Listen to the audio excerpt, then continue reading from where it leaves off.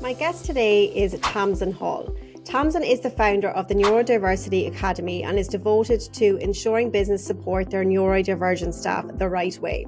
With over 25 years of leadership experience and a lifetime of neurodiversity experience, Tamzin is a successful author, a certified performance psychology coach, and a champion for neurodiversity in the workplace. We know that inclusion is a massive buzzword at the moment, but it's not just a buzzword, it's something that we need to embody. And in this episode of the show, Tamzin is going to be teaching how you as a leader can really lean into neurodiversity and to really excel when dealing with all different types of people. So I really hope you enjoyed this week's episode. Let's jump into it. Tamzin, you are very welcome to the show. I'd love for you to introduce yourself to our audience and let us know who you are, a little bit about you and what you do. Hi Lucy, thank you so much for having me on the show today. Yes, my name is Tamzin. I'm the founder of the Neurodiversity Academy, and I help organisations, business owners, leaders, HR professionals to effectively support and help their neurodivergent team members to really thrive in the workplace. Amazing. So let's just back up. Where did this interest come from? So I am dyslexic, and I was diagnosed with dyslexia when I was about 14, and I went through the 80s and the 90s in school undiagnosed with all of that stigma and all of that negative experiences that a lot of people do receive at school if they're undiagnosed. And then I went into the workplace and kind of knew that I had to go into the workplace as Tamzin rather than dyslexic Tamzin or Tamzin with dyslexia. And so I masked for years, and I had a great corporate career in leadership, and I showed up as the person that I thought they needed me to be, and the person that wasn't the dyslexic person, wasn't the person going through all of the internal struggles and the battles that neurodivergent people go through. And I recently a couple of years ago now, I did my psychology degree, and then went on to coaching. And then all of a sudden, it all just clicked, where I knew that I was actually here to help leaders to support people like me, because when neurodivergent individuals are supported, they thrive, they're high performing, amazing things happen. Yet when they are left to their own devices, that's when they start to struggle. I find a lot of people think, and might not be you or your audiences, but kind of this is just a general impression that people say to me is, but people with neurodiversity have been supported through school. They don't need it when they come into work. They should have everything that they need. And it's like, well, no, because people evolve, people change, their environment changes, and we always need to support.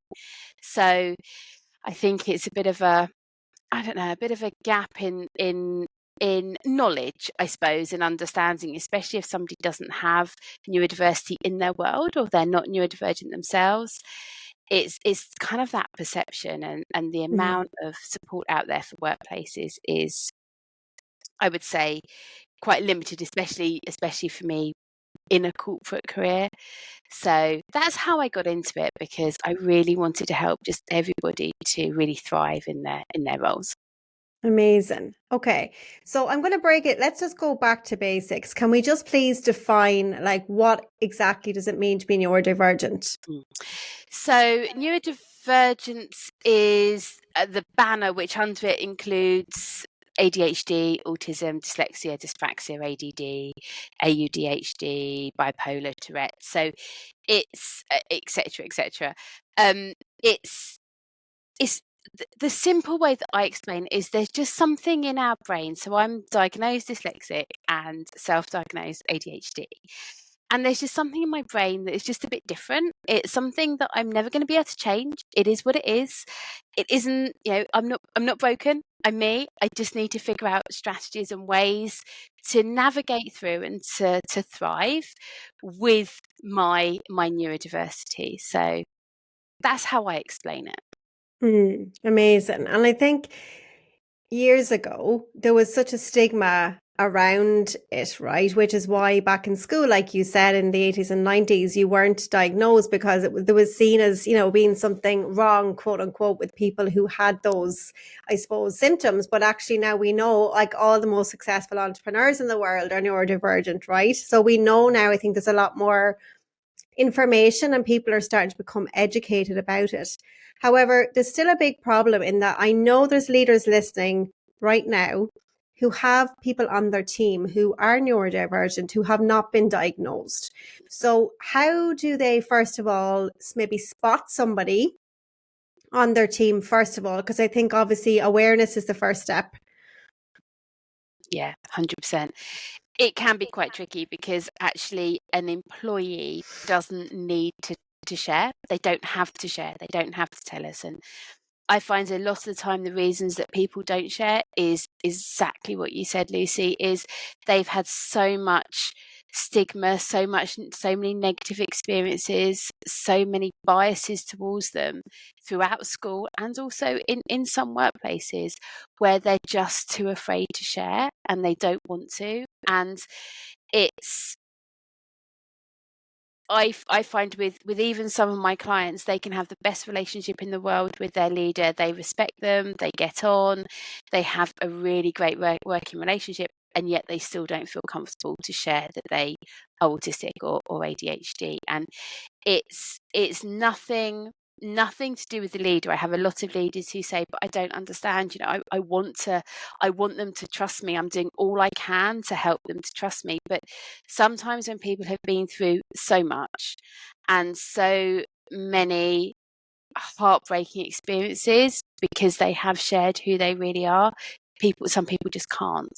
And so it is really difficult. And it is that I see it from both sides of the table because obviously I work with the neurodivergent individuals, but also I consult with the leaders and the business owners. And so it is a difficult balance to get. And you're absolutely right. Awareness is key. So if we can understand what an autistic person in general is the added problem is that everybody with the ADHD is so different. Everybody with dyslexia is so different. There's so many things that come up that are different is normal for me with dyslexia. This is how my dyslexia shows up.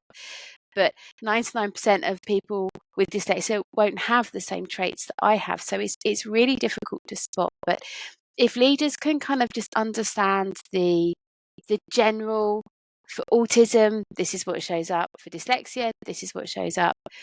For ADHD, this is what shows up.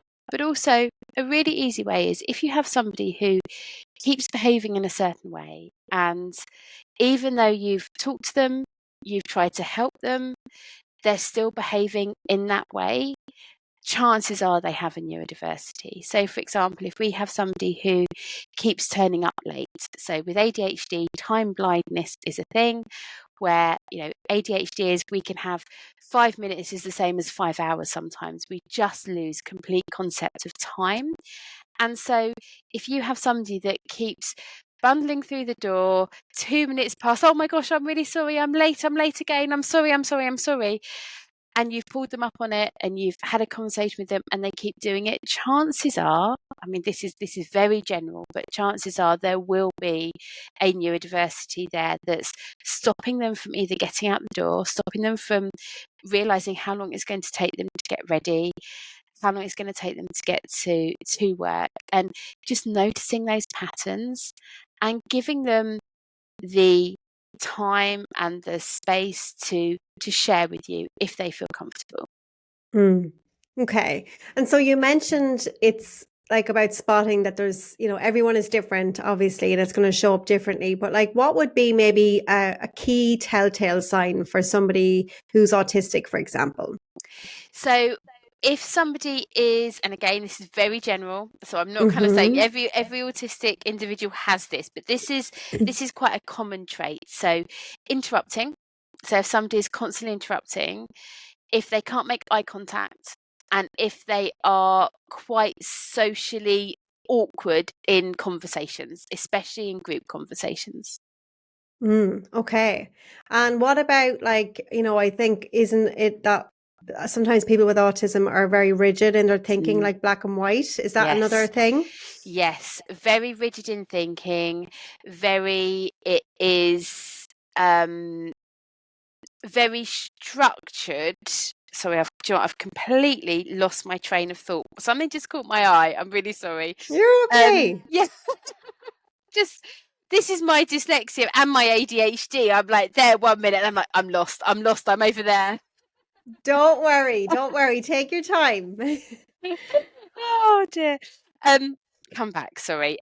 Yes, absolutely. So there is that literal thinking and very black and white. So, for example, if you say to an autistic child, it's raining cats and dogs, they will think literally cats and dogs are falling out of the sky because they're such literal thinkers.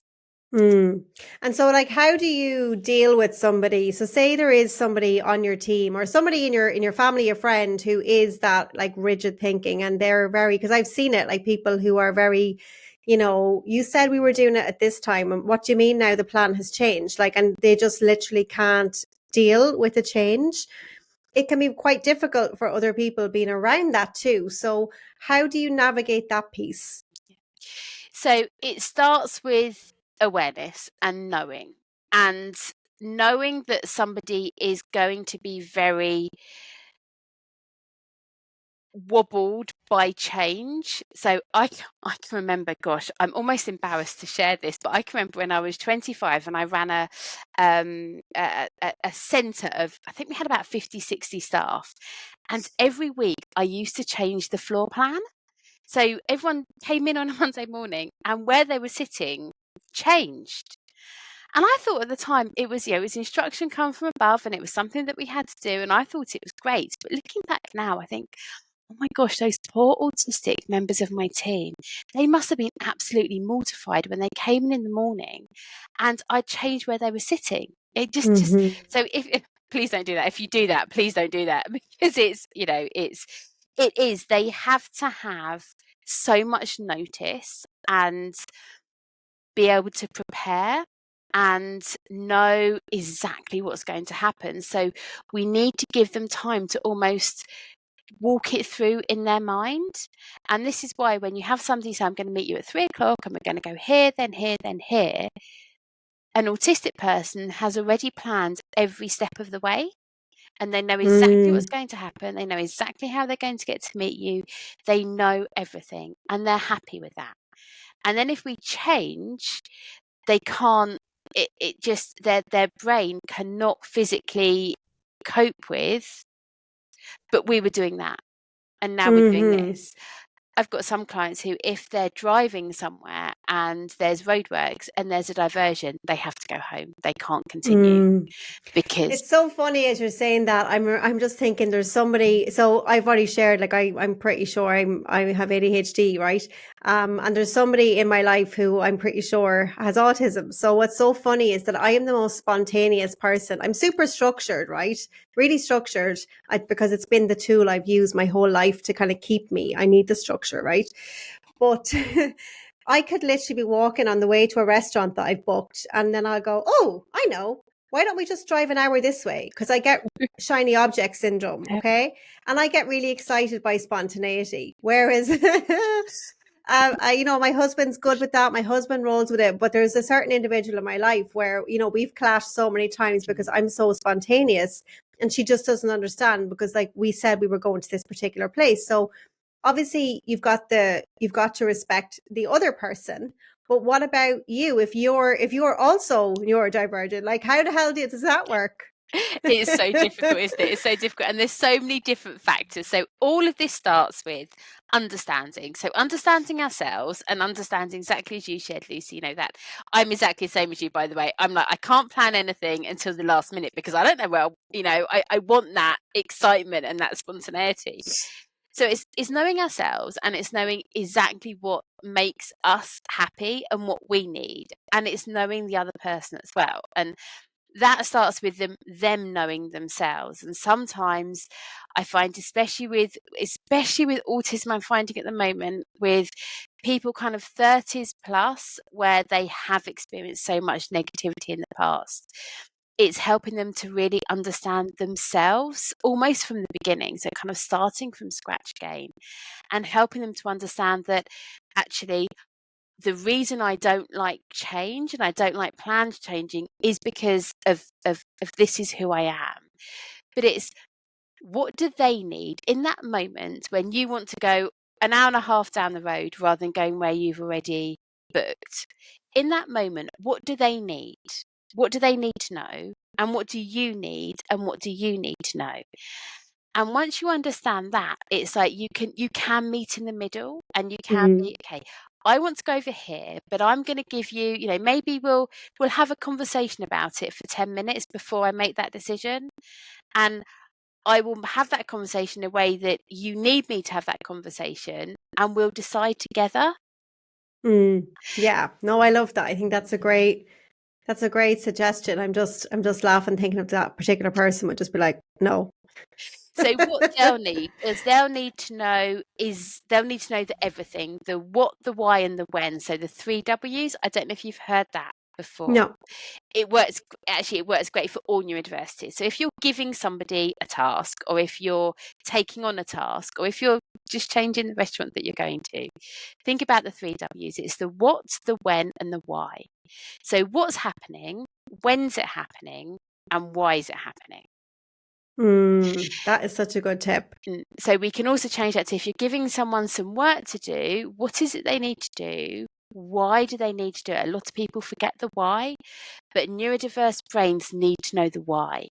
So the what is it we're doing, why are we doing it, and when do you need it by? Because with ADHD, we have to have that time limit. So many ADHDers are, I don't do it until the last minute. I don't do it until kind of the deadline's approaching and then I can really get hyper focused. But if it's a task that I've got 2 weeks to do, I'm just not going to do it. But if we don't have a time frame, we're never going to get to that, okay, now I've got 2 days to do it. I really need to get on and do it. And so it doesn't get done. That's so interesting. I think it's so useful for you to just explain, because like I'm totally resonating with what you're saying in terms of like the hyper focus and like all, ADHD people who can perform like that are, can get such a tremendous amount of work done in a super short space of time. Yes. And I think it's about, if you've got team members who, I've seen it, leaders will go, have you started working on this particular task? It's due in 2 weeks. And they'll say no, because they're going, it's not happened for 2 weeks. Yeah. Whereas your style might be, well, I like to plan and get things done earlier. So I think it goes back to that compromise again, right? It's about maybe if you want it done earlier, well, then you need to move the actual deadline and explain why, right? And a great way to do that, if you are somebody that is a real planner and has to have everything and the process and know every step of the way and have it in progress weeks beforehand, but you're working with somebody that literally is that 2-day deadline and won't do anything until the deadline, put check-in points in. So put check-in points where it might just be a 5-10 minute conversation, so they know that's a deadline for a check-in point. That works really, really well if you've got two people that are so different. And it can be really frustrating, can't it? If you're that person that likes to plan and likes to have everything and likes to know that everything's, things are being worked on and it's going to reach its deadline, where you've got somebody that just won't do it until the end.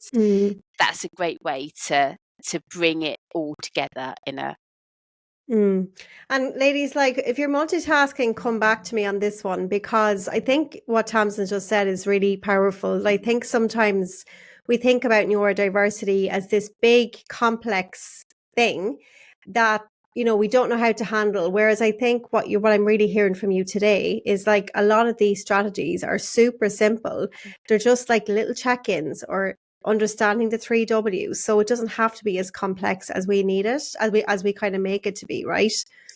Yes, and I'm so pleased you've picked up on that, because this isn't complicated. It isn't complicated, and it's something that I don't change a million things in my client's day. This is about just really simple strategies that will help.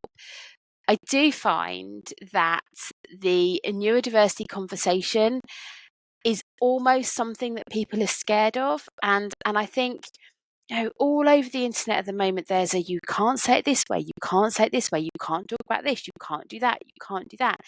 And I think it's really frightening people from even having a conversation. And that's totally the opposite of everything that I'm trying to achieve, because we need to be having the conversation. We need to be understanding what's going on. And some people want to be cool. So there's this identity first language. So some people want to be the autistic first, or I'm Tamzin, I'm dyslexic.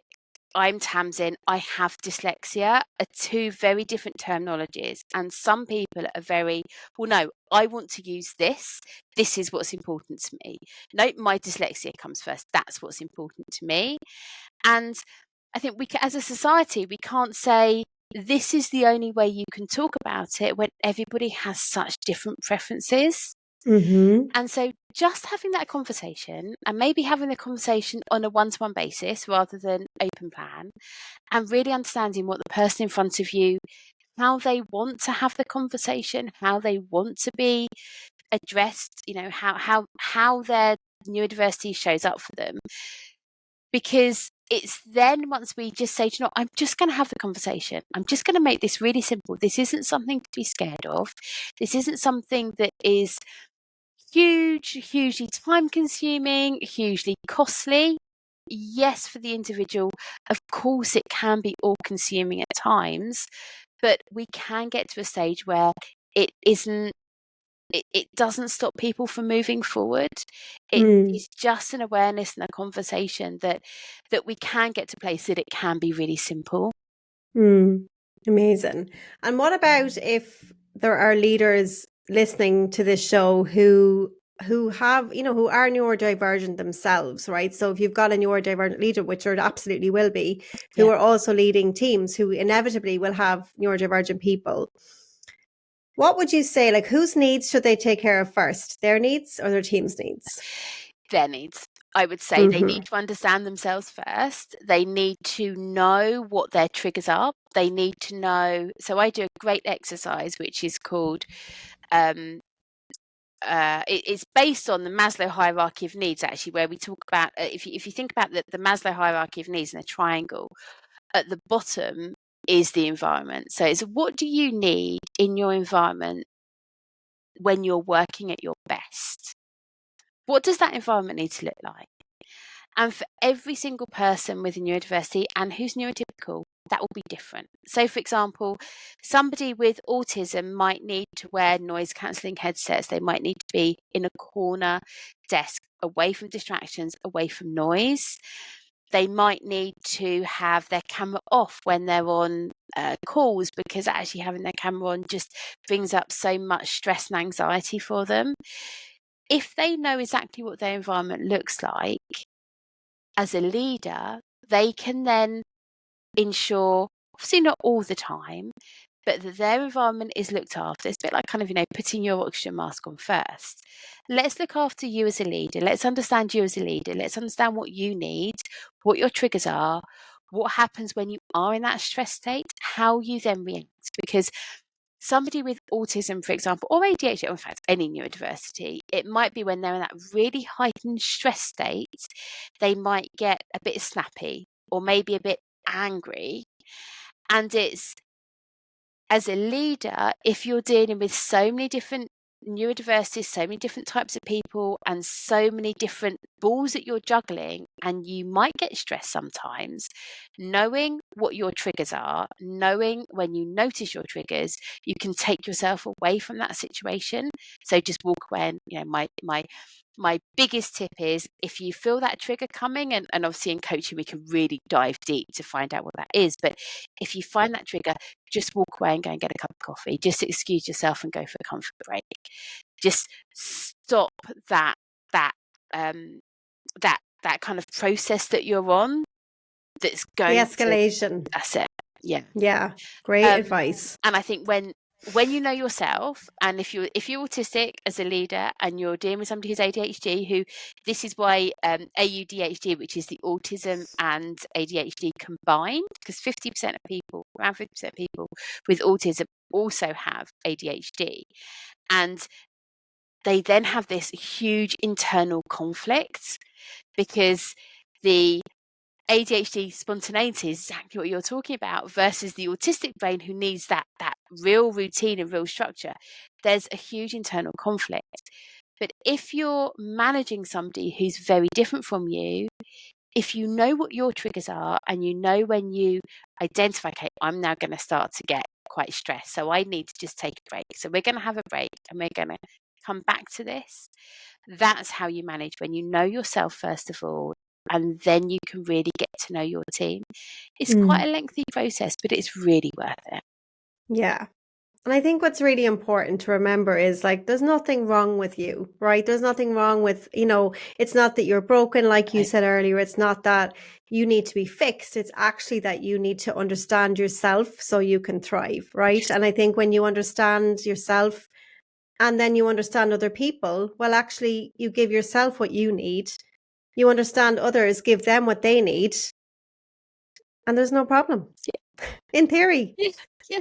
And of course, things change and situations happen, and people, they can change jobs. There can be something going on at home, something going on at work that puts us into this stress state. And I always find when I'm tired and when I'm stressed, my neurodiversity traits are so much more heightened. So I think I've probably got dyspraxia as well, because I keep dropping things. So my husband will notice and he'll say, okay, you're tired, you need to go away from the kitchen because you smashed a plate and I know what's coming if I don't remove you from the kitchen right now. So it's also around knowing when things are going to be a little bit more challenging and those traits are going to be a bit more obvious. Amazing. Like such simple, practical advice. I absolutely love it. Is there anything else that we need to know? I'm sure there is, because I can talk for hours and hours and days on this subject. But I think the key thing is, and my biggest piece of advice is, the awareness is the first step. And it's going into this awareness without any judgment. So if it's you as an individual or member of your team, and there's this, take me dropping things, for example. I know why I drop things. It's not that I'm broken. It's not that yes, okay, I might be really clumsy, but it isn't that I'm doing it on purpose. Nobody's doing it on purpose. We can be really hard on ourselves. So kind of, I'm talking to the individuals here that are also listening, thinking, I might have a neurodiversity. Don't be hard on yourself, and try not to be hard on others, because people don't come into work in the morning, and we don't wake up in the morning thinking, I'm going to really annoy people today because I'm going to get my spelling wrong, or I'm going to turn up late, or I'm going to drop things. People don't do it on purpose. And it's when we can understand exactly why things happen for people and help them to put strategies in place, that's when people can thrive. And that valuing people and giving people just our belief in them and our belief in ourselves. Huge. It's huge. And you just got me thinking there about, we've been talking a lot about, I suppose, I'm not going to say negative side, but yeah, the more negative side of all of this, right? But let's talk a little bit about the huge positives that come from neurodiversity in terms of strengths, for example. So, obviously, positive psychology as well. Like, it's all about leveraging strengths, and it's all about leaning into that. So there's a lot of people I know who are listening and have people on their team who have total untapped potential and superpowers that are not being used. So talk to me a little bit about that. Yeah. So I think you touched on earlier, Lucy, 40% of self-made billionaires are, is it billionaires or millionaires? I think it's millionaires. 40% of self-made millionaires are dyslexic. So there are so many strengths. And if we can allow the strengths to come through and just see those strengths and see that this is a positive. And I know a lot of people with neurodiversity don't see it as a positive. They don't see that they have got, some absolutely amazing traits, but I promise you, I think every single person on this planet is absolutely amazing and has so much to give. We just need to help them see it. And so you've got that with autism, that literal thinking is so useful in teams. That creativeness, that innovation, that being able to take a document and read it and memorize it, it blows my mind. As someone with dyslexia, it just blows my mind how autistic individuals can just remember such amazing things. Also, that real attention to detail, and they're so honest. And there's pros and cons to that. There are pros and cons to that. I won't not mention that, because they are so honest. They will never lie. They will never do anything wrong. The honesty is huge.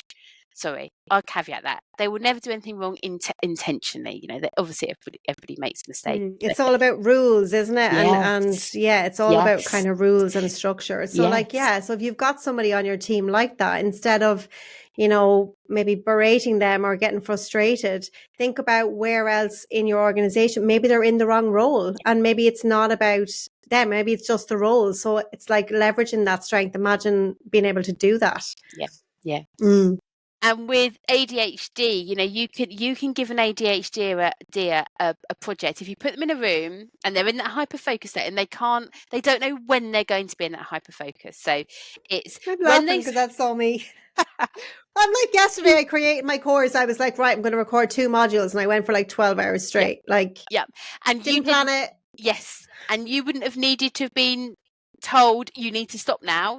That won't do you any favors. You just don't tell me to stop. Exactly. Just give me coffee, give me food, but just let me carry on. So it's around giving. So ADHDers work best when they are giving the flexibility and the autonomy to maybe have a bit of downtime. So one of my clients came to me and he said, Tamzin, I keep getting told off because every time my manager comes up to my desk, I'm scrolling the internet. And he said, my manager's perception is that I'm doing nothing. And he said, but I'm just waiting for that creativity to click in. And as soon as it does, I'm going to be in this hyperfocus. And they're not going to be, I'm just going to produce in a huge amount of work and content and what they need in a small amount of time. But what my manager doesn't understand is I'm not doing absolutely nothing. I'm just reading, digesting, reviewing, and just feeding my brain with all this amazing information that is going to help me to produce what they need. I love that. I talk about that a lot as well, this mindset of stop clock watching and start thinking about, it's like results focused thinking, as opposed to the hours your team are working. It's like, you as the leader, you need to decide what is the result, what's the goal, what's the tangibles. If they're getting that done in 10 hours a week, well, then you need to look at those goals as opposed to looking at the hours worked, right? Yeah. Absolutely, because you will have somebody, so you'll have an autistic individual who might take a bit longer, but will do it and do it extremely well. But they need to know everything. They need to know all the information, all the detail, all the kind of the history and everything. Whereas you have an ADHD who might do it quicker, but actually it takes them a bit more time to start. And so, yes, absolutely. It's about knowing, and again, it goes back to the awareness piece. It's about knowing the individual and knowing what is it that they need, and that creative thinking, the innovation, the amazing output that you can get from your staff, from your neurodivergent staff, is phenomenal once we understand exactly what they need to thrive. Oh my God, I'm loving this conversation. I could talk to you all day about this. Like, literally, I could talk to you all day. It's such a fascinating topic. I'm just thinking as well, like, I'm thinking of another example that helps somebody that I know that has autism. You were mentioning that they need to have all the information and they'll read every line and all of that. I've told a couple of people this, and I hope it helps anyone listening who is that kind of like hyper-vigilant thinking, is that if you have perfectionist tendencies, what a lot of people with autism do, I always say 80% is good enough, Yes. because your 80% is better than a normal person's 100%. Yeah. And when I've said that to a couple of people, it's changed their life, because they're like, no, because they are so literal and then thinking, nobody has ever told me this before, but now you've told me I'm okay to do 80%. And it's as simple as that, right? Yes. It comes back to, doesn't it? It's all really simple. It isn't Simple. rocket science. It is just, and I find a lot of neurodivergent individuals, and obviously I'm saying this because all I work with is neurodivergent individuals, but I find they need the permission that 80% is more than enough. They need that permission, because they're so hard on that. We're hard on ourselves as neurodivergent individuals. We've been trying to fit into a neurotypical world, and we're so hard on ourselves because we compare ourselves to others all the time. It's that, oh my gosh, I'm sitting here and I don't know how to spell Wednesday, for example. For me, I still have to really think about how I spell Wednesday. As dyslexic, my spelling is atrocious, and I look at people who can spell phenomenal words, and I can get so, oh my gosh, maybe I'm not good enough because I can't spell. Maybe I shouldn't be doing this. And all of these negative things come in because I see someone else who is doing amazing things with spelling. So every single time, guaranteed, I do a presentation, even though it's been through every single step, every single check, every single thing that I can think of, there will 9 times out of 10 be an autistic person who says to me, "You've got a spelling mistake on your slides." So I always have to caveat, because they feel the need to point it out, because they actually think this is the other really important thing that I've learned. They actually think they're doing a good thing by pointing it out. They're not trying to say it to go, you made a spelling mistake. It's that it's not right. No, it's their honesty, because they've noticed it. They want to share it, and I understand that. And I always, whenever I do a presentation like that, I always say, I have dyslexia. You will find a spelling mistake in here. I promise you'll find one. If you want to come and tell me afterwards, please do come and tell me. Do not worry about, I just want you to come and tell whatever feels right.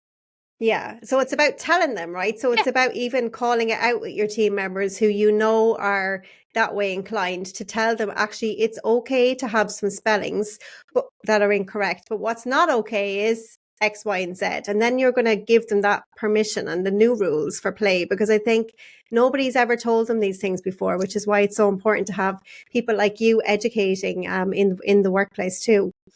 So yeah, go on. Sorry. Oh no, I was just going. It was another story. Have I got time for another story? Yeah, go. Another quick story. So I was I've been working with a client, and she went to an event, and she's ADHD and dyslexic, and she went to an event, and it was a round table, and normally what happens is they have a bit of compliance that they need to read out, then they talk about it as a group, and somebody reads it out, and she, because of her dyslexia, the words are all jumbled up and she really struggles to read out loud. And she was thinking, I really should be the person to put my hands up, but I really can't. I really don't want to. And her CEO said, I'm going to read today. I've been working with my coach. I'm going to read today, but just to let you know, I am dyslexic. And this is me coming completely out of my comfort zone, and I will make mistakes. Please bear with me, but I think it's important that I do this. And so this CEO read it out the best that she could. And my client said, I had tears rolling down my face because all of a sudden I felt okay. I'm getting goosebumps now. I know, I'm actually going to cry. Yeah. I actually feel okay. I felt valued and I felt heard. And I felt that if my CEO can do that, it's okay. I'm not broken. I am absolutely valued. And I think it's really important for staff to see that as a CEO, as a leader, if you have a neurodiversity and you feel okay to share it, the respect of that CEO in the room, there was a table of, I think she said there was about 20 people, and at least half of them said, I have a neurodiversity or I have a child who has it, and what you've done today has been phenomenal. It's been life-changing. Oh, so good. It goes back to that authentic leadership. It's more important than ever before. Like from an executive presence perspective, I literally have just created a course on executive presence, and in it, they've looked at over the last 10 years, Harvard Business Review, how much has changed in terms of what's expected of senior leaders, and authenticity is now more important than ever before. So that CEO sharing that story, he may or she may have felt vulnerable sharing that story. However, from an executive presence perspective and bringing your team along and actually building trust and making people feel safe. I mean, there's like about 50 boxes that were ticked by just sharing that story. So thank you for sharing that example. I think it's really powerful. And anyone listening, let this be your sign from Tamzin to share your story, share it with pride. Yeah, absolutely. What would you say to someone who's considering doing that? I think do it in a space where you feel safe, because we need you to be okay as well. So this isn't about standing up in front of 5,000 people if you don't feel comfortable and sharing. This is about taking those small steps, and if you feel okay to do it, do it. If you're thinking, oh my gosh, I don't know how that person did it in front of 20 people, just start with doing it in front of one person and just sharing in front of one person, just helping one person and working towards, in that story, the CEO shared that she'd worked with her coach to kind of get to this point. So it wasn't an instant thing that happened overnight. There was obviously a lot of steps that were taken to get to that place, but just by doing it, and as a leader, so many people are looking up to you. So many people need to know that it's okay for them to show up and be who they are, and you can show them that. Oh, I love this interview so much. Thank you so much for being here. Thank you for I could having me. talk to you all day, but I know we have busy jobs to get back to. I have all of my, hyper focus, and you have all of your stuff to do as well. So what I'd love to know is, I always ask my guests, what's the best piece of advice you've ever received? Just be you. What does that mean for you? So this is a work in progress, and I'm going to be totally transparent. It's something that I feel like sometimes I'm still working on, because even now I still feel the need to conform and to show up as the person that I think people need to be, and that comes from years of masking. But I feel like when I do show up as me, and just, this is who I am, this is Tamzin, and I'm going to be loud, I'm going to be chatty, but you know what, I will be your biggest cheerleader, and I will absolutely believe in every single person on this planet, and I think for me it's just being authentically me and showing up as me without comparing myself to others. And being okay with sharing. And it's taken quite a few years to get to where I am, but sharing that, you know what, I don't know how to spell Wednesday, and I don't know my lefts and my rights, but it doesn't mean that I'm not good at what I do. Exactly. Oh my God, I love it. Thank you for your honesty. Thank you for your authenticity. I feel like we definitely got the real Tamzin here today. So thank you so much for sharing. Finally, what does success, balance, and happiness mean to you? To me, it's all internal. So for me, if I jump out of bed in the morning and I love what I do and I'm happy, and so I relate it to, I'm a dog lover, as you can probably tell by the picture that I've got behind me. I love seeing a happy animal. So a happy animal is a dog kind of walking down the road, wagging his tail, just happy, or a happy duck, or a happy, whatever it is, an animal that's happy. To me, it's that. I want, as long as I get that happiness, that I'm like, you know what, yeah, today's a good day. I feel fulfilled. I feel happy. I'm like that, bird flying in the sky free. To me, it's that. it's The simplicity of it all. really simple, and also making a difference to others, because the transformation that I see is just phenomenal. And many a time if I come off a coaching call really holding back the tears, and it's those successes and making that difference. Amazing. Thank you so much for being here. Thank you for sharing. Where can people find you if they want to learn more about working with you and what you do? So I'm Tamzin Hall on LinkedIn, and my website is the neurodiversityacademy.com. Amazing. Well, we link it in the show notes anyway. Tamzin, thank you so much for being an amazing guest. I will talk to you again soon. Thank you for having me. Pleasure.